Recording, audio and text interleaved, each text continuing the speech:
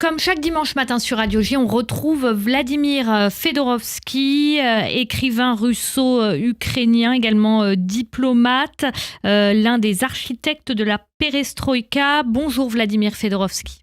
Quel plaisir de vous retrouver, d'autant plus qu'aujourd'hui, on va en parler à partir de mon idée que la littérature, c'est la clé de l'histoire, de quelqu'un qui est Alors le plus important. Déjà, je vais parler de votre livre à vous, Trump, Poutine et Ivan le Terrible, Dialogue avec l'histoire, qui est paru aux éditions Ballant. Aujourd'hui, on parle de ce qu'on appelle d'ailleurs le fondateur de la littérature russe, c'est-à-dire Alexandre Pouchkine. En quoi est-il le fondateur de la littérature russe moderne ?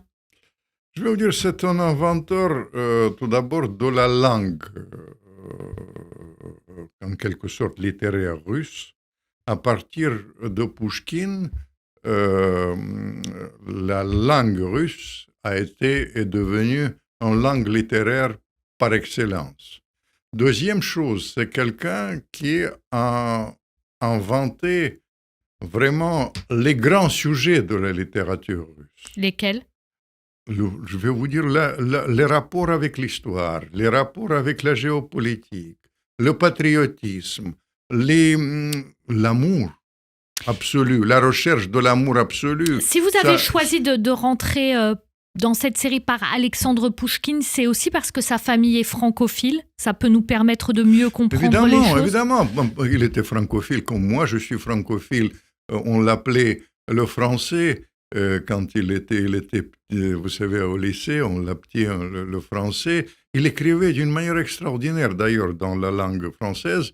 Et ça, c'est aussi une grande qualité de ça. Mais pourtant, vous savez, on a dit Pouchkine, symbole de la Russie. Il n'était pas vraiment d'origine vraiment russe. Et puis, il était d'origine africaine. C'est une goutte de sang venue de l'Afrique. Son arrière-grand-père, il était adopté par Pierre le Grand. C'était un petit esclave noir de l'Éthiopie qui était adopté par Pierre le Grand. Et Pierre le Grand, vous savez, on a parlé plusieurs fois de ce tsar un peu qui brusquait les choses. Non seulement il a adopté son enfant, mais il a fait un grand général de cet enfant. Et puis ce général, il a marqué l'histoire, il s'appelait Hannibal.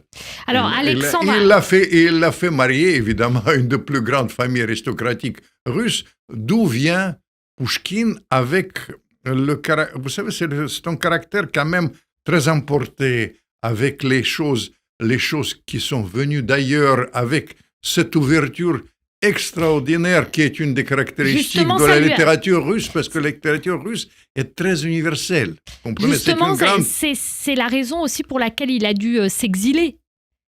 Non, il était s'exiler parce que, comme souvent les poètes, il était frondeur, il a critiqué le tsar, parfois il faisait des petites piques un peu humoristique à propos de tsar, et c'était trop pour la police du tsar, ils l'ont fait exiler, mais ça l'a encore augmenté. Vous savez, c'est un coup de bol souvent, les exils pour les écrivains, parce que quand il était exilé, tout d'abord quand il était exilé... En 1824, il est chassé d'Odessa. Odessa, c'est aussi une ville très juive, Odessa. Complètement. Et alors, on parle de la compréhension de l'actualité et par le biais de la littérature. Quel est l'ouvrage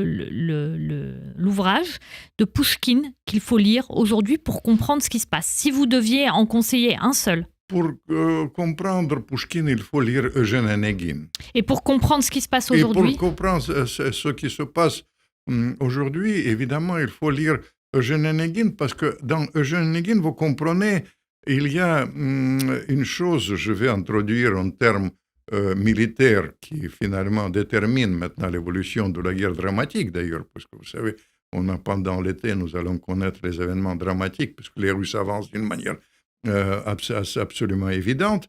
Mais je dois vous dire que cette avance russe, c'est déterminé par les choses tout à fait banales. C'est déterminé par la notion de l'espace. de la Russie. Il y a ce terme qui est maintenant à la mode dans le milieu militaire, ça s'appelle la profondeur stratégique. Quel rapport entre la profondeur stratégique et Pouchkine? Stratégique. Oui, Quand vous voyagez avec Eugène Onegin, vous voyez ces espaces infinis de la Russie, une 6e partie du monde, et vous comprenez comment ça se passe. Vous comprenez la réaction des choses. Dans Pouchkine, c'est une très belle histoire d'amour qui existait souvent. Je vais évoquer les belles histoires d'amour extraordinaires, mais il y a un personnage qui est un symbole de la femme russe. C'est Tatiana dans Eugène Onegin. Tatiana, en fait, c'est l'histoire, ce qu'elle devient complètement amoureuse d'Eugène Onegin, elle est prête à y aller, etc. Lui, il refuse. Et après, quand elle devient la plus grande dame de Saint-Pétersbourg, elle essaie de le récupérer. Mais je vais vous dire, les réactions des femmes face à ce qui se passe aujourd'hui. Vous savez, je vais vous dire, la crise existentielle qui concerne, je vais vous dire une chose, ça concerne les Russes et ça concerne les femmes venues de la Russie en Israël.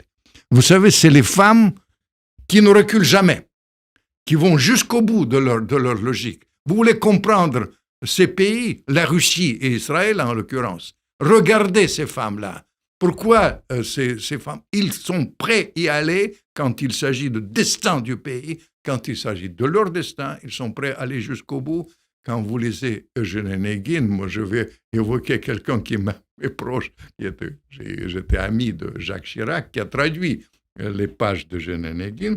Il a eu 2 hantises toute sa vie.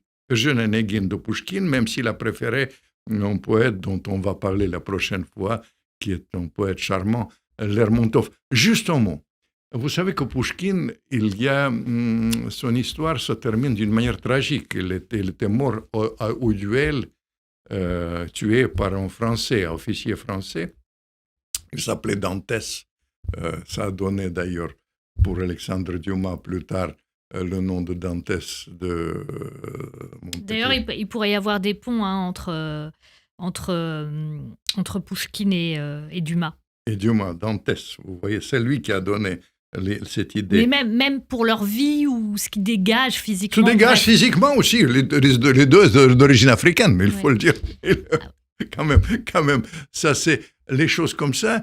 Et il y a 2 idées que je voudrais pour l'actualité. Quand tout est perdu, quand les gens ont été désespérés dans leur destin, pendant la dictature, pendant la période très difficile. Par exemple, mon père, qui était un grand héros de la guerre contre les nazis, et vous savez, pendant toute cette période de la guerre, il a eu avec lui toujours un volume de poésie de Pouchkine. Il lisait, il le relisait, et c'était un grand réconfort quand tout était désespéré, quand Hitler était assis du kilomètre du Kremlin, et après, il y avait le triomphe de la lutte contre les nazis, qui était d'ailleurs souligné récemment pendant la conversation mémorable entre Poutine et Netanyahou, qui ont évoqué la nécessité de ne pas oublier les leçons de l'histoire. Bref, les Russes, ils ont tout pardonné aux Français. Napoléon est très populaire aux Français. La seule chose qu'ils n'ont pas pardonné, qu'un officier français, Dantès, a tué le plus grand des poètes russes, le fondateur de la littérature russe, Alexandre Pouchkine. Merci beaucoup Vladimir Fedorovski, auteur prolixe russo-ukrainien, diplomate, l'un des artisans de la perestroïka. Votre dernier ouvrage, Trump, Poutine et Ivan le Terrible, dialogue avec l'histoire, est paru aux éditions Ballant. À la semaine prochaine.